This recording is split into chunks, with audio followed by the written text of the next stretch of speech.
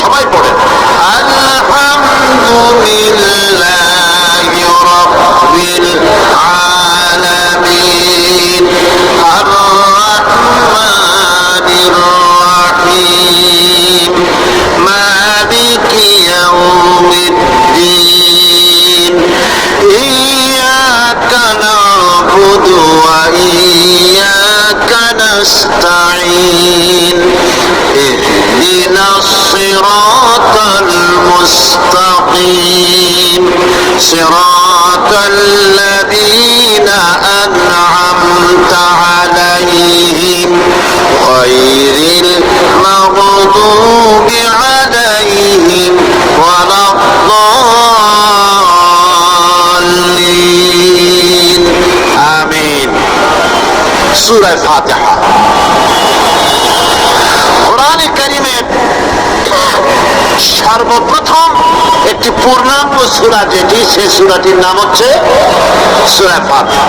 এর আগে যত সূরা নাজিল হয়েছে রাসূল কারীম সাল্লাল্লাহু আলাইহি ওয়াসাল্লামের কাছে তা ছিল 10 আয়াত, 20 আয়াত, 30 আয়াত এরকম করে করে, কিন্তু পূর্ণাঙ্গ সূরা হিসাবে হুজুরের কাছে প্রথম যে সূরাটি নাজিল হয় সেই সূরাটির নাম হচ্ছে সূরা ফাতিহা। আর ফাতিহা এটা গ্রন্থের প্রারম্ভিকা হিসাবে রাখা হয়েছে বলে এই সূরাটির নাম হচ্ছে আল ফাতিহা, সূরাতুল ফাতিহা অথবা ফাতিহাতুল কিতাব। যার সাহায্যে কোন জিনিসকে উদ্বোধন করা হয়, শুরু করা হয়, সেটার নাম হচ্ছে ফাতিহা। সূরা ফাতিহার একটা নাম না, বরং এর অনেকগুলি নাম আছে। সূরা ফাতিহার কম বেশি 22টি নাম পাওয়া যায়। আমার তাফসীরে রুহুল মানিতে এর 40টি নাম বলা হয়েছে। সূরা ফাতিহা অত্যন্ত ফজিলতপূর্ণ একটি সূরা, বরকতপূর্ণ সূরা। এই সূরাটির এক নাম হচ্ছে ফাতিহাতুল কিতাব, মানে হচ্ছে কোরআন কুঞ্জিকা, কোরআনের চাবি অথবা কোরআন প্রারম্ভিকা। এটাকে বলা হয়েছে উম্মুল কিতাব, কোরআনের কিতাবের মা। তো মা মানে কোরআন শরীফের পেটে সূরা ফাতিহা হয়েছে তা না। আরবিতে শব্দের অর্থ হচ্ছে কেন্দ্র, সেন্টার, আসল। এই জন্যে মক্কা শরীফকে বলা হয়, কোরআনে কারীম মক্কা শরীফকে বলেছে কি উম্মুল কোরা, গ্রাম সমূহের মা। সারা পৃথিবীর সমস্ত জায়গা থেকে, শহরগঞ্জ, গ্রাম থেকে লোকেরা এখানে এসে একত্রিত হয়, সেই জন্য এটার নাম রাখা হয়েছে উম্মুল কোরা। আবার সেনাবাহিনীর পতাকাকে বলা হয় উম্মুল, তার মানে হচ্ছে সমস্ত সেনাবাহিনী এই পতাকার ছায়াতলে ঐক্যবদ্ধ হয়, একত্রিত হয়, সেই জন্য সেই পতাকার নাম হচ্ছে উম্মুল। অনুরূপ ভাবে গোটা কোরআনে কারীমের মধ্যে যা কিছু আছে তা সূরা ফাতিহার ভিতরে কেন্দ্রীভূত করা হয়েছে বলে এটার নাম হয়েছে উম্মুল কিতাব। এটার নাম হয়েছে সূরাতুর রাস। রাস শব্দের অর্থ হচ্ছে মগজ। মগজ হচ্ছে মাথার কেন্দ্রস্থল, আর গোটা কোরআনে কারীমের কেন্দ্রস্থল হচ্ছে সূরা ফাতিহা। সূরা ফাতিহার আরেক নাম হচ্ছে সূরাতুল কানজ, অর্থাৎ খনি, খনির সূরা। তার মানে হচ্ছে জ্ঞান বিজ্ঞানের সমস্ত খনি আল্লাহ পাক সূরা ফাতিহার মধ্যে রেখে দিয়েছেন। সুবহানাল্লাহ। এর আরেকটা নাম হচ্ছে সূরাতুল ওয়াফিয়া, অর্থাৎ পূর্ণত্ব, পূর্ণত্ব প্রাপ্ত। এই সূরাটি হচ্ছে একমাত্র সূরা যা খণ্ডিত করে পড়া যায় না। কোরআন শরীফের যে কোনো সূরাকে অংশবিশেষ তেলাওয়াত করে নামাজ পড়তে পারেন, অংশবিশেষ পড়তে পারেন, কিন্তু সূরা ফাতিহা হচ্ছে এমন একটি সূরা যে সূরা খণ্ডিত করে পড়া যায় না। পড়তে হলে সবটাই পড়তে হবে, এই জন্য এটার নাম হচ্ছে পূর্ণত্ব প্রাপ্ত। এটাকে বলা হয়েছে আসাসুল কোরআন, অর্থাৎ কোরআনের ভিত্তি। 30 পারা কোরআনের পূর্ণাঙ্গ ব্যবস্থা পেশ করা হয়েছে, তার ভিত্তি হচ্ছে সূরা ফাতিহা। এটার নাম হচ্ছে সূরাতুল হামদ, প্রশংসার সূরা। যেহেতু সূরা ফাতিহায় আল্লাহর প্রশংসা দিয়ে ভরা, এই জন্য এটার নাম হচ্ছে সূরাতুল ফাতিহা। এর আরেকটি নাম হচ্ছে সূরাতুশ শুকর, শুকর করা, কৃতজ্ঞতা প্রকাশ করার সূরা। এই সূরাটির মধ্যে মানুষ আল্লাহ পাকের অসীম অনুগ্রহের শুকরিয়া আদায় করে বলে প্রশংসার মাধ্যমে, এই জন্য এটার নাম হয়েছে সূরাতুশ শুকর। সূরাটির নাম আরেকটি নাম হচ্ছে সূরাতুদ দুআ। এই সূরাটি একটি দোয়া, একটি প্রার্থনা, আল্লাহ পাকের কাছে প্রার্থনা করা হয়, সেজন্য এটার নাম হচ্ছে সূরাতুদ দুআ। এর আরেকটি নাম হচ্ছে সূরাতুস সুআল, অর্থাৎ কামনা করার সূরা, আল্লাহর কাছে চাওয়ার সূরা। এই সূরায় অনেক কিছু আছে যা আল্লাহর কাছে চাওয়া হয়। এই সূরাটি এর আরেকটি নাম হচ্ছে সূরাতুশ শিফা, অর্থাৎ প্রতিষেধক, রোগ ব্যাধি ইত্যাদি মুক্ত হওয়ার জন্য। সূরা ফাতিহা আপনারা আল্লাহর ওলিদের কাছে, ওলামাদের কাছে যে যান, পানি নিয়ে, তেল নিয়ে, কালো জিরে নিয়ে, ওনারা চা পরে ফু দেন, সেই গোপন কথাটা বলে দেই, সেটা হচ্ছে সূরা ফাতিহা। সূরা ফাতিহা কোন কোন কিতাবে মুফাসসিরিন ইকরাম লিখেছেন, মুহাদ্দিসিনরা লিখেছেন যে দুরারোগ্য ব্যাধি, কোন ওষুধে ভালো হচ্ছে না, প্রতিদিন 40 বার করে সূরা ফাতিহা পড়ে পানিতে দম করে ফজরের পরে 41 দিন যদি এভাবে সেবন করে, সেই দম করা পানি দুরারোগ্য ব্যাধিও আল্লাহ পাক ভালো করে দিবেন। সুবহানাল্লাহ। এটা হচ্ছে সূরাতুশ শিফা। এটাকে বলা হয় সূরাতুস সালাত। নামাজ হবেই না সূরা ফাতিহা ছাড়া, নামাজ সূরা ফাতিহা ছাড়া হবে না। এই জন্য লা সালাতা লিমান লাম ইয়াকরা বিফাতিহাতিল কিতাব, হাদিস শরীফে এসেছে সূরা ফাতিহা ছাড়া নামাজ শুদ্ধ হবে না, নামাজ জায়েজ হবে না। সেই জন্য এটার নাম হচ্ছে সূরাতুস সালাত। কোরআনে কারীমের এই সূরাটি, এটাকে হযরত পীর সাহেব কেবলা একটি আয়াত তেলাওয়াত করে বলেছেন, সাবউল মাসানি। এটা হচ্ছে নিত্য পাঠনীয় শব্দ বাক্য, যে 7টি বাক্যকে সবসময় পড়া লাগে।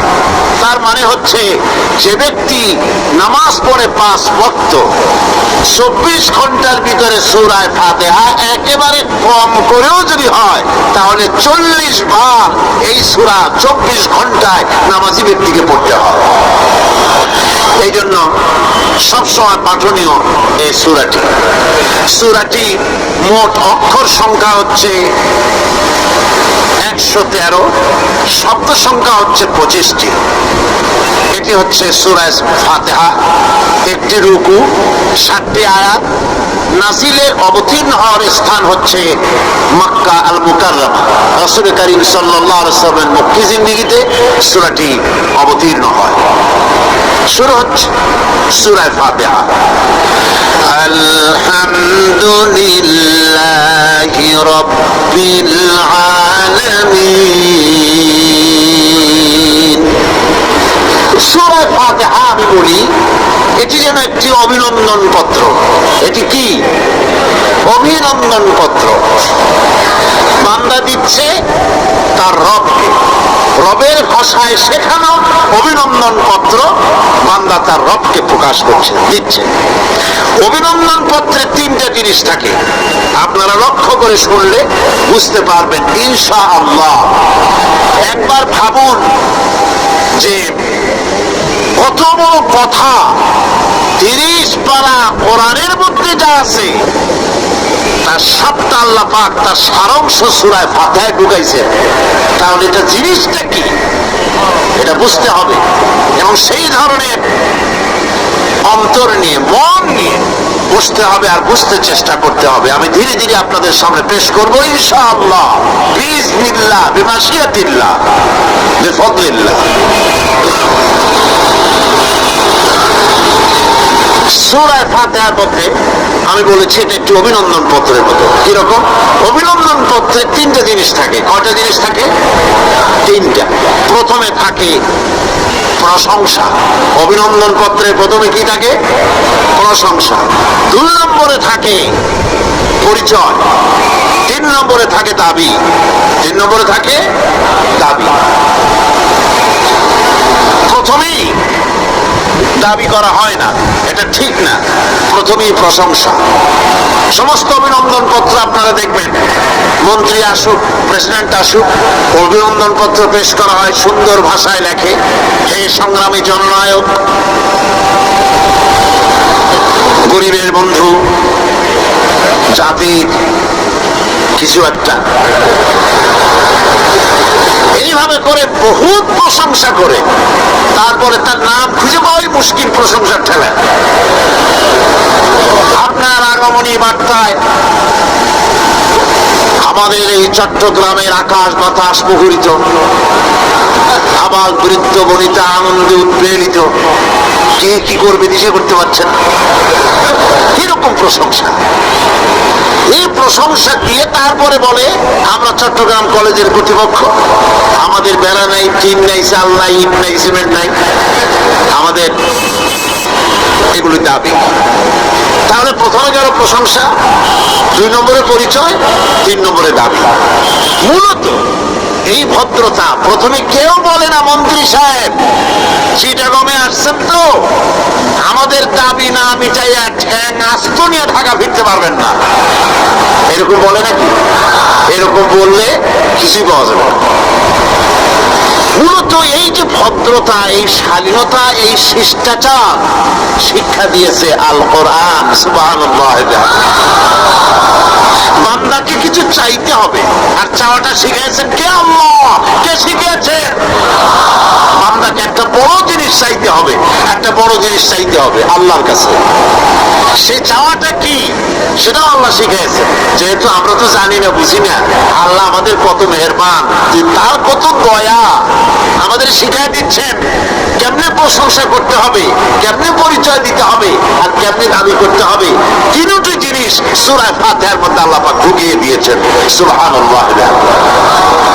সুতরাং বলা হচ্ছে, আল্লাহ পাক বলছেন আলহামদুলিল্লাহি রাব্বিল আলামিন। সমস্ত প্রশংসা, যাবতীয় প্রশংসা সবকিছু আল্লাহ পাকের জন্য, যিনি রব্বুল আলামিন, যিনি বহু জগতের, অসংখ্য জগতের, যিনি পালনেওয়ালা, তার জন্যই সমস্ত প্রশংসা। এখন হামদ হচ্ছে প্রশংসা, এর অর্থ হচ্ছে সুন্দরের প্রশংসা। অসুন্দরের কিন্তু কোনো হামদ হয় না, অসুন্দরের হামদ হয় না। হামদ হয় কার? সুন্দরের। সুন্দরের হামদ হয়, প্রশংসা হয়। এই জন্য প্রশংসা করতে হবে আল্লাহ পাকের। কোন ফাসিকের প্রশংসা যদি করা হয়, আল্লাহ পাক নারাজ হয়ে যায়। আল্লাহ পাকের আরশ গোসায় থরথর করে কাঁপতে থাকে। প্রশংসা হবে কেবলমাত্র কার? আল্লাহ পাক। এবং এই প্রশংসা সবটুকু হামদের আগে আলিফ লাম লাগানো হয়েছে। এটা হচ্ছে জিন্স বা ইস্তেকরার, অর্থাৎ সমস্ত বস্তুকে বোঝাবার জন্য আল শব্দকে ব্যবহার করেছে। আলহামদুলিল্লাহ, সমস্ত প্রশংসা সেই আল্লাহ পাকের, যিনি তামাম জাহানকে সৃষ্টি করেছেন এবং প্রতিপালন করেছেন। আল্লাহ রাব্বুল আলামিন বলেন,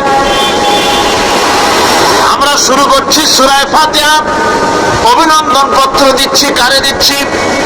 আল্লাহ পাককে দিচ্ছি। শেখানো ভাষা দিয়ে রব্বুল আলামিন বলেন, প্রশংসা করো আলহামদুলিল্লাহি রাব্বিল আলামিন। সমস্ত প্রশংসা আল্লাহ পাকের, যিনি হচ্ছেন রব, যিনি কি? রব। এখন এই রব শব্দের বাংলা অর্থ করা হয় প্রভু, লালনকারী, প্রতিপালনকারী, কিন্তু এই অর্থ যথেষ্ট নয়। কোরআনে কারিমে যে রব বলা হয়েছে তার অর্থ হচ্ছে, তার অর্থ ব্যাপক, অনেক বিশাল এর অর্থ। এ রব কাকে বলে আমি রবের সমস্ত ব্যাখ্যা করতে পারবো না, তবে অল্প কথায় এমন ভাবে বলতে চেষ্টা করব যাতে করে আপনাদের বুঝে আসবে ইনশাআল্লাহ। আমরা বলি ইনশাআল্লাহ।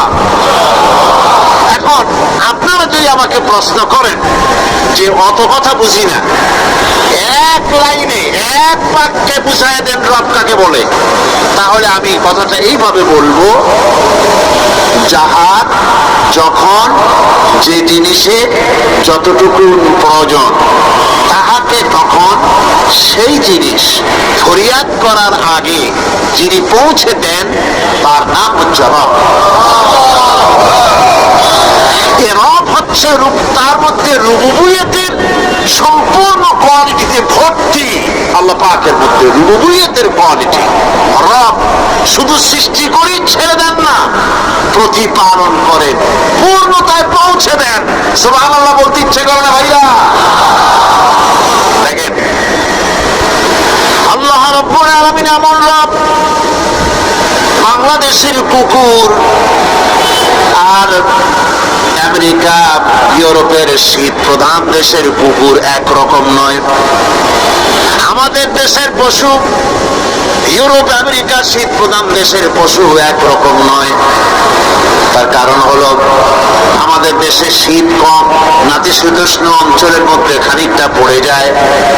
এখানে পশুদের গায়ে কম পশম থাকলে কোনো অসুবিধা নাই। ভেড়া, ঘোড়া, কুকুর, বন্য প্রাণীকে কেউ তো কম্বল দেয় না, ল্যাপ দেয় না, রাজাই দেয় না, খাতা দেয় না, চাদর দেয় না। আল্লাহ রাব্বুল আলামিন তিনি এমন রব, শীত প্রধান দেশের পশুদের গায়ে পশম দিয়া চিরস্থায়ী কম্বল জড়ায় দিয়েছেন। এটা হচ্ছে রব। প্রতিপালনের পদ্ধতি কি সুন্দর করে তিনি প্রতিপালন করছেন, কি সুন্দর করে তিনি পশু পক্ষীগুলিকে তাদের আহার জোগাড় করছেন, প্রতিপালন করছেন। তিনি রব, মানুষকে সৃষ্টি করেছেন, আমাদেরকে সৃষ্টি করেছেন, সব প্রয়োজন মিটাইছেন। সুবহানাল্লাহ, সকল প্রয়োজন মিটিয়েছেন, একটা জিনিস বাদ রেখে। আমি এই জন্য বলি যে কোরআন হচ্ছে বিজ্ঞানের উৎস। কোরআন বিজ্ঞানের কি? বিজ্ঞানের আবিষ্কার। যত বাড়বে বিজ্ঞান চিরটা কাল কোরআনের কাছে ভিক্ষার হাত দিয়ে এতিমের মতো দাঁড়ায় থাকবে কিয়ামত পর্যন্ত। আজ পৃথিবীর বিজ্ঞানীরা বলছেন জগৎ সম্পর্কে, আমরা মনে করছি পৃথিবীটাকে, আমাদের কাছে জগৎ দুইটা। কয়টা জগৎ? একটা জগৎ হলো এইটা, ইহজগৎ আর পরজগৎ, এছাড়া আর কিছু জানি না। এই দুইটাই জগৎ আমাদের কাছে। এখন দেখেন বিজ্ঞানীরা কি বলছে।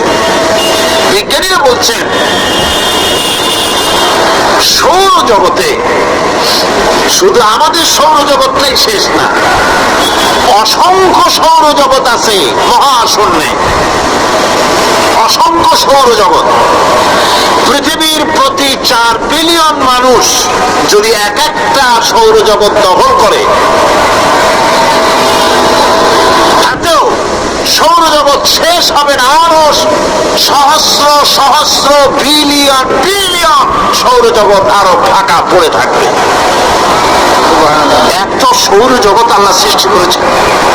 এই মহাশূন্যে বহুমাত্রিক জগতের কথা আল্লাহ পাক এখানে বলেছে। এই পৃথিবী একটা জগৎ, এই মাটির তলে আছে আর এক জগৎ, সমুদ্রের ভিতরে আছে পানির তলার আর এক জগৎ।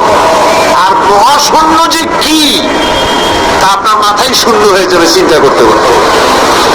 এই জন্য বিজ্ঞানীরা, বড় বড় বিজ্ঞানী এরা কিন্তু নাস্তিক হয় না। বর্তমান বিজ্ঞানীরা চিন্তা করে গবেষণা করে খেই হারিয়ে ফেলছে মহাশূন্যকে দেখে। যেখানে আছে গ্যালাক্সি, যেখানে আছে মিল্কি ওয়ে, যেখানে রয়েছে অসংখ্য তারকা, এই পৃথিবীটা মহাশূন্য আল্লাহ যেভাবে তৈরি করেছেন সেই তুলনায় এই পৃথিবী একটা মার্বেলের চাইতে খুব বেশি একটা বড় কিছু হওয়ার বলে মনে হয় না। পৃথিবী যদি হয় একটা মার্বেলের মতো, তাহলে আমরা যে মানুষ, আমাদের অস্তিত্ব কোথায়? চিন্তা করেন। এবার মহাশূন্যে চলেন। মহাশূন্য সে কি বিশাল মহাশূন্য! একটা তারকা থেকে আর একটা তারকায় যদি যেতে হয়, তাহলে সহস্র সহস্র বিলিয়ন বছরের দরকার হবে। কি বছর? এই দুনিয়ার বছর না, আলোকবর্ষ, লাইট ইয়ার। আলো চলে প্রতি সেকেন্ডে কত? 1,86,000 মাইল। এই 1,86,000 মাইলের সেকেন্ডের মিনিট, এর ঘন্টা, এর দিন, এর মাস, এর বছর, এই আলোকবর্ষ। সহস্র সহস্র আলোকবর্ষ পার হয়ে যাবে এক তারকা থেকে আর এক তারকায় পৌঁছানো সুকঠিন। এ ধরনের অসংখ্য তারকা আল্লাহ পাক তৈরি করে রেখেছেন। সূর্য হচ্ছে পৃথিবীর চাইতে 13 লক্ষ ফুট বড়। এরকম সূর্য বিজ্ঞানীরা এখন বলছে, আগে বলতো 1 কোটি সূর্যের চাইতেও বড় তারকা, এখন বলতেছে এই রকমের পৃথিবীর চাইতে 13 লক্ষ বড় যে সূর্য, এরকম 3 কোটি সূর্য খাইয়ে ফেলাইতে পারে। এরকম সহস্র সহস্র তারকা এক একটা গ্যালাক্সির ভিতরে আল্লাহ পাক তৈরি করে গেছে। এখন মনে হচ্ছে যে এই তারকাগুলি বড় না, এই তারকাগুলির চাইতে আবার বড় জিনিস আছে। সেগুলি কি? সেটাকে বলা হয় ব্ল্যাক হোল। সেটাকে বলা হয় ব্ল্যাক হোল, অন্ধকার কূপ। ব্ল্যাক হোল আবার ম্যানহোল বুঝবেন না, কিন্তু ম্যানহোলের ঢাকনা চুরি হয় যেমন।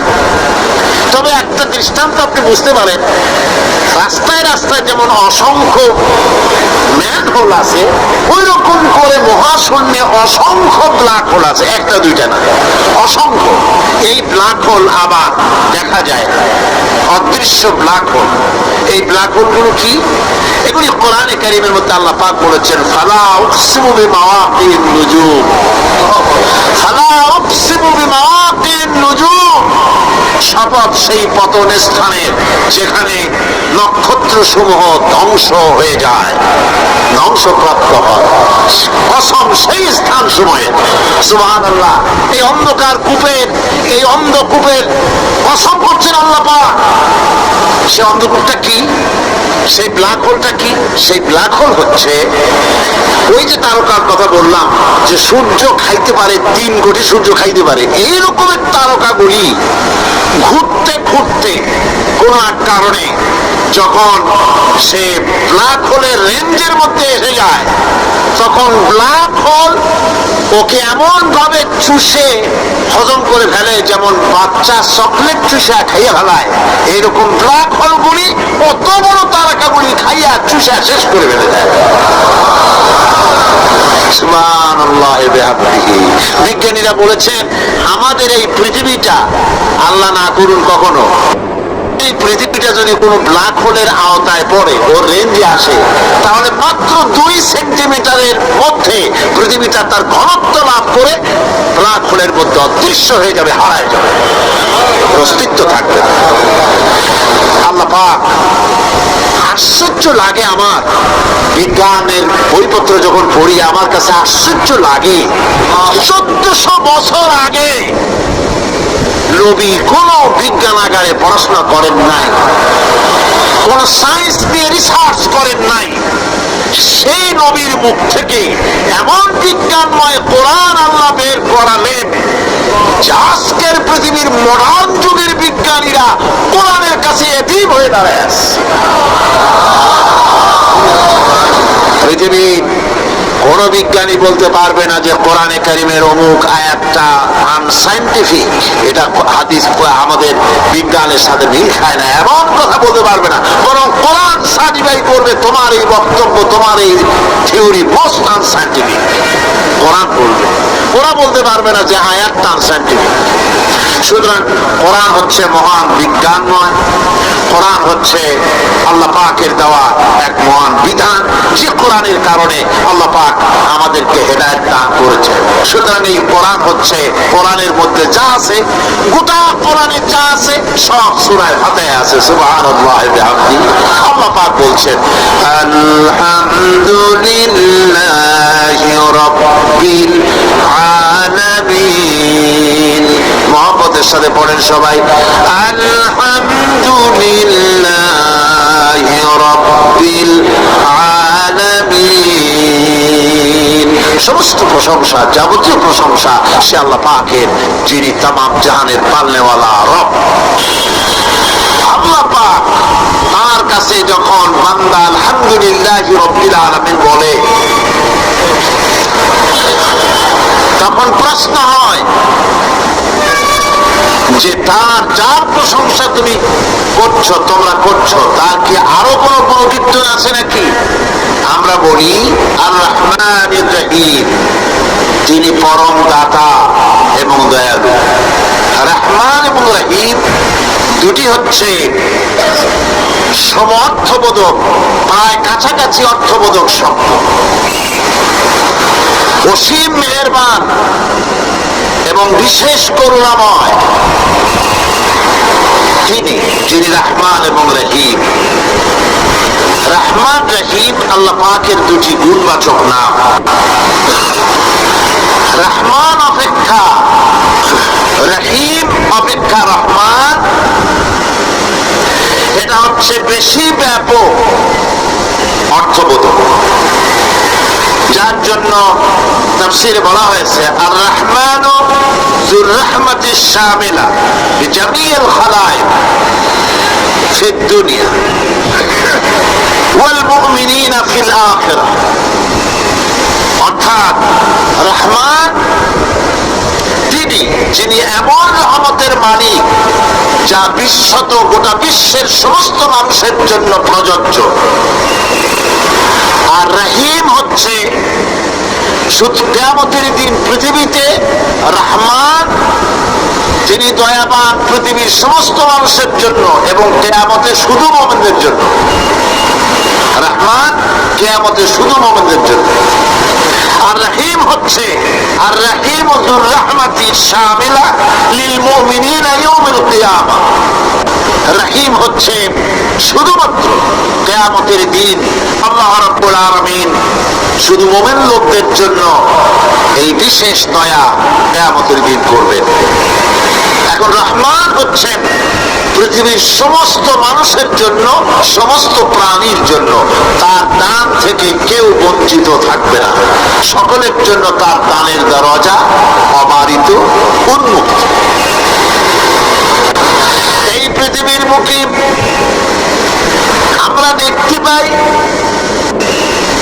মানুষ তার বন্ধুদেরকেই দেয়, শুধু সরকার হোক আর সাধারণ মানুষ হোক, আপনজনদেরকে নিজের দলকেই বেশি দেয়। কথা ঠিক কিনা?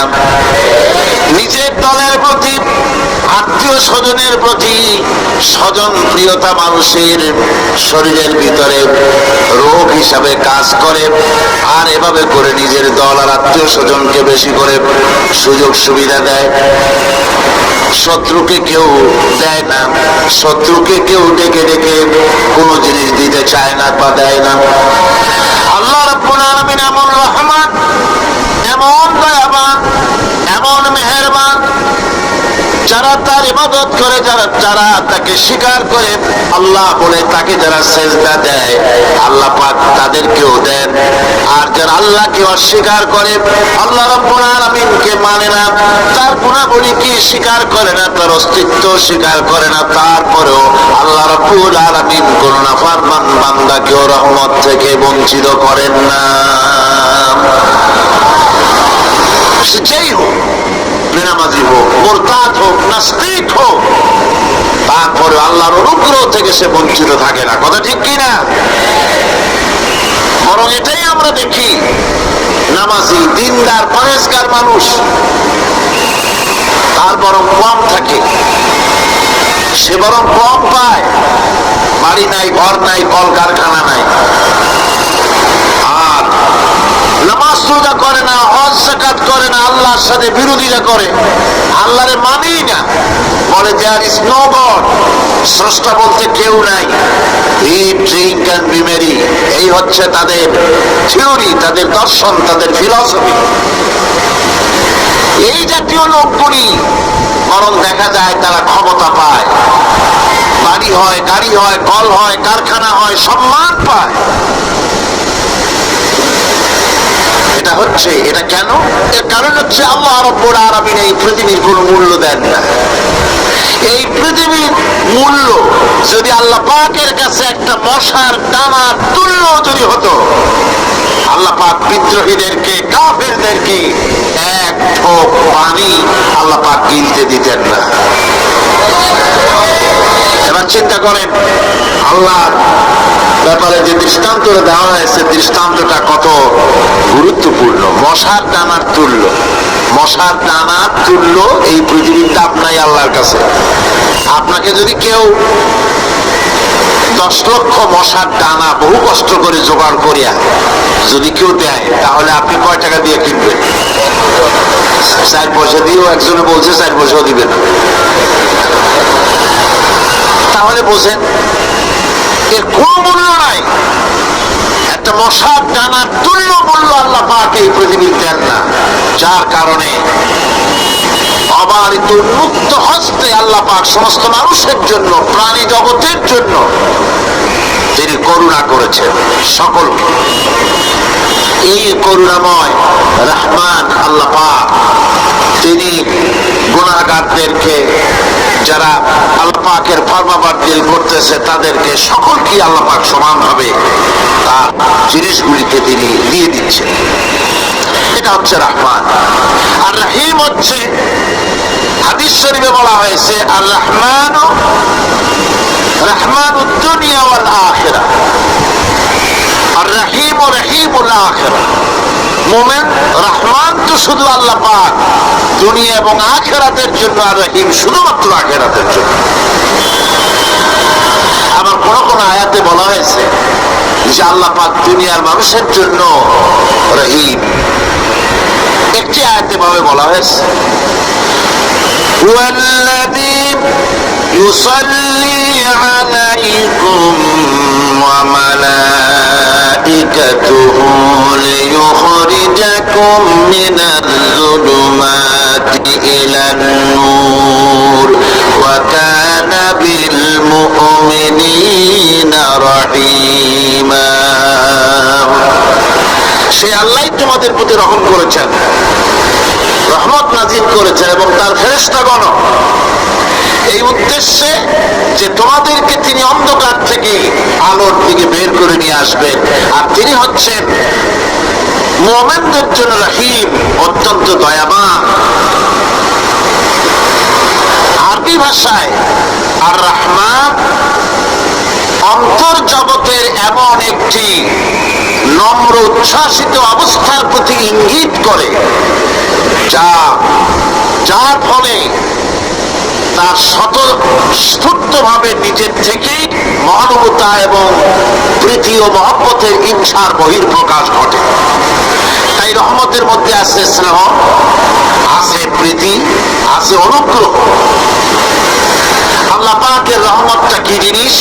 সেটা হচ্ছে রাহমাতি ওয়াসিআত কুল্লা শাই। আমার রহমত দিয়ে সমস্ত জিনিসকে ঢেকে রাখা হয়েছে। প্রত্যেকটি জিনিসের ভিতরে আল্লাহ পাকের রহমত রয়েছে। রহমত ছাড়া এই পৃথিবীতে মানুষের চলার কোনো পথ নাই। সমস্ত ব্যাপারই আল্লাহ পাকের রহমত আর রহমত। আমরা যখন বললাম আর রহমানির রহিম, বলেন সবাই আর রহমানির রহিম। আবার প্রশ্ন হয়, বান্দা বুঝলাম, আরো কোনো কোয়ালিটি, আরো কোনো বৈশিষ্ট্য তার আছে নাকি? আমরা বলি মালিকি ইয়াউমিদ্দিন। তিনি হচ্ছেন বিচার দিনের মালিক, শেষ বিচারের মালিক তিনি। একদিকে এটাকে ব্যালেন্স করা হয়েছে, একদিকে অফুরন্ত রহমত, যার কোনো কুল নাই, কিনারা নাই। এখন আদল দরকার। এখন কি দরকার? আদল, ইনসাফ দরকার। আল্লাহ পাক একদিকে অফুরন্ত রহমত আর নিয়ামত দিয়ে পৃথিবীকে ছেড়ে রেখেছেন, অপরদিকে বলেছেন আমি হচ্ছি বিচার দিনের মালিক, সেদিন আমি বিচার করব। সেই বিচারের ভিতরে কোনো পক্ষপাতিত্ব থাকবে না, হবে না। সেখানে তিনি হবেন হাকামুল হাকিমিন, ওইটা হবে সুপ্রিম কোর্টের সুপ্রিম কোর্ট। সেই পরকালে, সেই কিয়ামতের মাঠে আপনাকে আমাকে সকলকে উপস্থিত হতে হবে, নাকি হবে না? সবাইকে উঠতে হবে। এই দিন শব্দটি কোরআনে কারিমে বহু জায়গায় বলা হয়েছে এবং বিভিন্ন অর্থে ব্যবহার করা হয়েছে।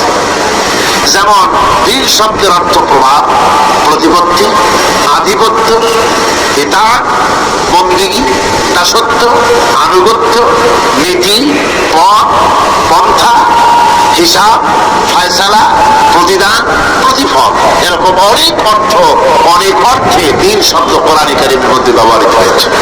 কিন্তু এখানে মালিক ইয়াউমিদ্দিন, এই দিন এখানে ব্যবহার করা হয়েছে প্রতিফল অর্থে। প্রতিফলের দিন, যেদিন প্রতিফল দেওয়া হবে, তিনি হচ্ছেন সেই দিবসের অধিপতি, সেই দিবসের মালিক। সূরা ফাতিরে আল্লাহ পাক বলছেন ওয়ামা আদরাকা মা ইয়াউমুদ্দিন সুম্মা মা আদরাকা মা ইয়াউমুদ্দিন।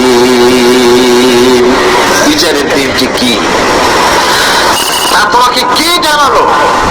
আবার জিজ্ঞেস করছি, তোমাকে কে জানালো বিচারের দিনটা কি? আল্লাহ পাক জবাবে বলছেন বিচারের দিনটা হচ্ছে ইয়াউমা লা তামলিকু নাফসুন লিনাফসিন শাইআন ওয়াল আমরু ইয়াউমাইযিন লিল্লাহ। বিচারের দিন হচ্ছে এমন দিন যেদিন কেউ নিজেকে রক্ষা করতে পারবে না, কারো থেকে কেউ নিজেকে রক্ষা করতে পারবে না, নিজেকে কেউ নিজের জন্য কাউকে সাহায্যকারী পাবে না। আর সমগ্র ব্যাপারটি নিরঙ্কুশ ভাবে আল্লাহ রাব্বুল আলামিনের হাতে থাকবে। সেই দিনটার নাম কিয়ামত, সেটার নাম পরকাল, সেটার নাম হচ্ছে বিচারের দিন। সেদিন কর্তৃত্ব হবে কেবলমাত্র কার? আল্লাহ। সেই দিনটা হচ্ছে কর্মফল পাওয়ার দিন।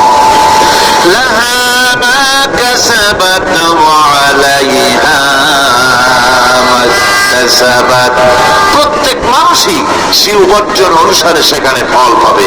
যেমন কর্ম তেমন ফল পাবে, ব্যক্তি হিসাবে পাবে, দল হিসাবে পাবে। তিলকা উম্মাতুন ক্বাদ খালাত লাহা মা কাসাবাত ওয়া লাকুম মা কাসাবতুম ওয়া লা তুসআলুনা আম্মা ইয়া'মালুন। প্রত্যেক মানুষই তার উপার্জন অনুসারে ফল পাবে। যা সে পাবে তা নিজের উপার্জন ছাড়া আর কিছুই না। আর যে ফল পাবে সেটাও তার উপার্জন। সুতরাং কিয়ামতের দিন আল্লাহ মানুষের উপরে কোন জুলুম করবেন না, অত্যাচার করবেন না। আল্লাহ পাক তো তার বান্দার জন্য জুলুমকারী নন, ঠিক কিনা? আল্লাহ পাক বলছেন মান আমিলা সালিহান ফালিনাফসিহি ওয়া মান আসাআ ফাআলাইহা ওয়া মা রাব্বুকা বিযাল্লামিন লিল আবিদ। যে ব্যক্তি পূর্ণ কাজ করলো সে নিজের কাজে নিজের স্বার্থেই তা করলো। আমরা যে নামাজ পড়ি এটা কি আল্লাহর স্বার্থ? কথা কন, আল্লাহর স্বার্থ? সারা পৃথিবীর সমস্ত মানুষ যদি আল্লাহর সেজদা দেয়, আল্লাহর ক্ষমতা আরো কিছুকালের জন্য বাড়বে, নাকি? সমস্ত মানুষ যদি আল্লাহকে অস্বীকার করে, বিদ্রোহী ঘোষণা করে, বিদ্রোহ ঘোষণা করে, তাতে কি আল্লাহর ক্ষমতা শেষ হয়ে যাবে? নাউযুবিল্লাহি মিন যালিক। যেমন ছিলেন তেমনই থাকবে। সুতরাং